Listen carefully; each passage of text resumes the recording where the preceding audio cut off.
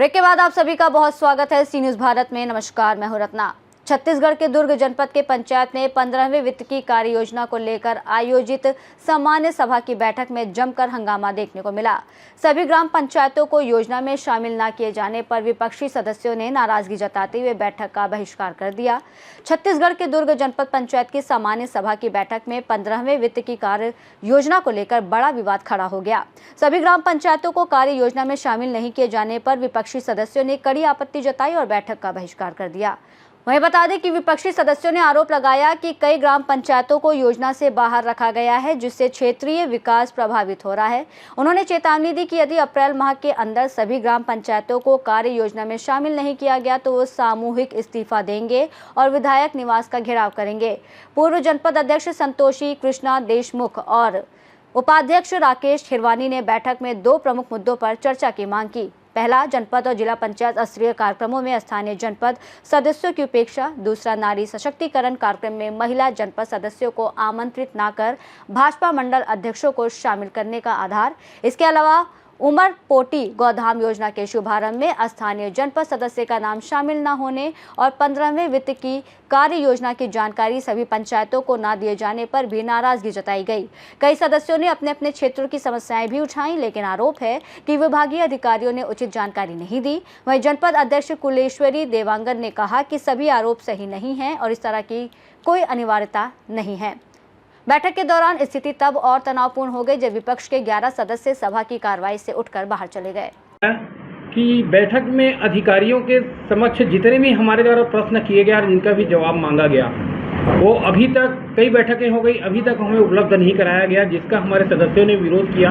ना ही हमें पालन प्रतिवेदन दिया जा रहा है, ना किसी प्रकार का जवाब दिया जा रहा है। और इसमें पूरी तरह से हम समझते हैं सदस्य लोग कि आज 1 साल हमारे कार्यकाल को हो गया और अधिकारी और जनपद कंट्रोल में ही है। अध्यक्ष जी के, हमारे जनपद के अध्यक्ष जी के कंट्रोल में कोई अधिकारी नहीं है, सब अपनी मनमानी कर रहे हैं। और रही बात 15 वित्त की को लेकर, हमने उनके सामने एक बात भी रखा कि क्या सभी ग्राम पंचायतों को आपने कार्य योजना में शामिल किया है।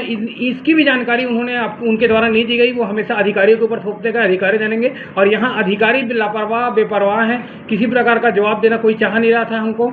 और हमने हमारे एक सदस्य ने, संतोषी देशमुख जी ने वहाँ ये भी प्रश्न किया कि आप हमें लिखित में देंगे।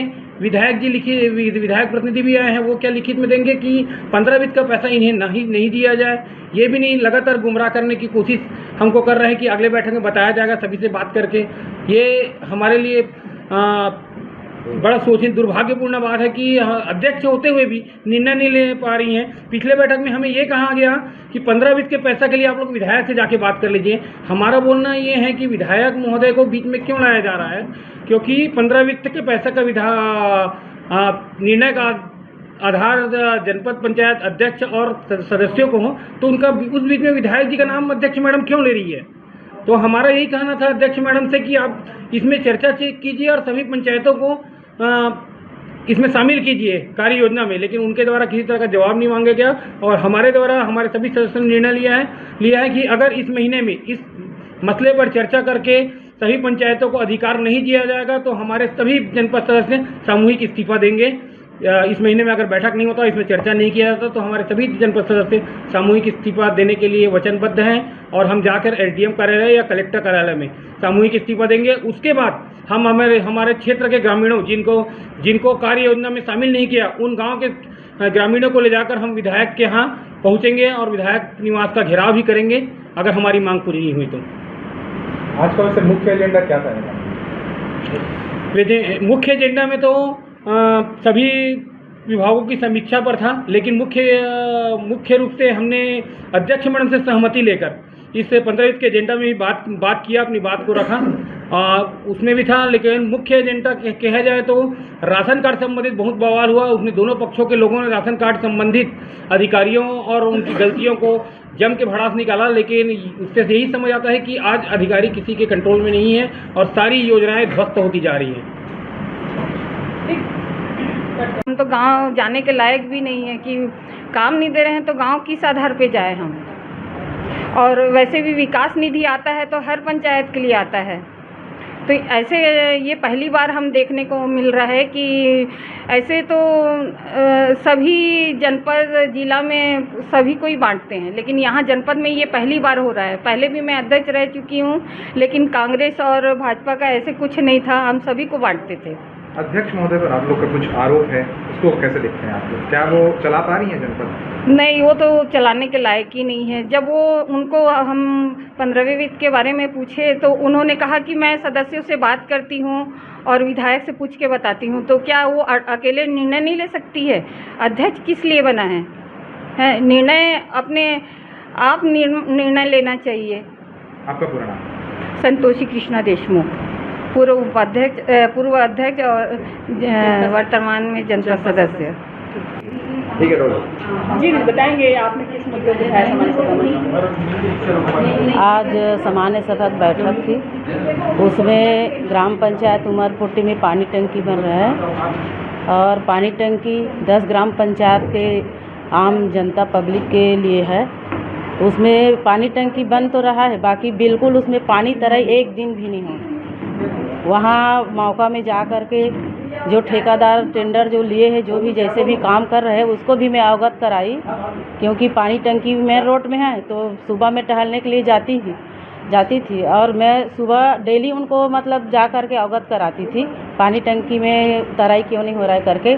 तो वो ठेकेदार बोले कि 1 हफ्ता पानी टंकी में तराई कर देते हैं, उसके बाद पानी टंकी जो बन रहा है वो 1 हफ्ता में पक जाता है। ऐसे कोई बिल्डिंग 1 हफ्ता में पकता है क्या? घर बनाते हैं बिल्डिंग तो 1 हफ्ता पानी तराई कर देंगे, बस बिल्डिंग तैयार हो जाता है। तो वही जवाब दिए। और आज तक अभी जो बैठक अभी ग्राम हमारे जनपद दुर्ग में था, अधिकारी लोगों को भी अवगत कराए और वही सीओ सर बोले सवाल जवाब के लिए, मैडम अध्यक्ष जनपद दुर्ग वो भी जवाब नहीं दे पाई।